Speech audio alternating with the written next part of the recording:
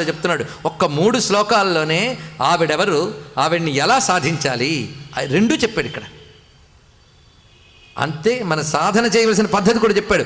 ధ్యానైక దృశ్యా, ఆవిడిని అంతటా వ్యాపించిన ఆ తల్లిని, అఖిలమునకు ఆధారమైన తల్లిని, సతసత్కర్మ రూపిణైనటువంటి తల్లిని నువ్వు చూడాలంటే ధ్యాన ఏక దృశ్య, ధ్యానమునకు మాత్రమే కనబడుతుంది ఆ తల్లి, మరిదేనికి కనబడదు. గుర్తుపెట్టుకోండి, ఎన్ని ప్రయత్నాలు చేసినా కనబడుతా. అన్నిటికంటే మోక్షం ధ్యానము. ధ్యానం అంటే వింటూ ఉంటాం ధ్యానం అనే మాట. ధ్యానము అనే మాటకి అచ్చ తెలుగులో అర్థం చెప్పగాలంటే మనస్సు యొక్క నిలుకడ, బుద్ధి యొక్క నిలుకడ నిలపాలి బుద్ధిని.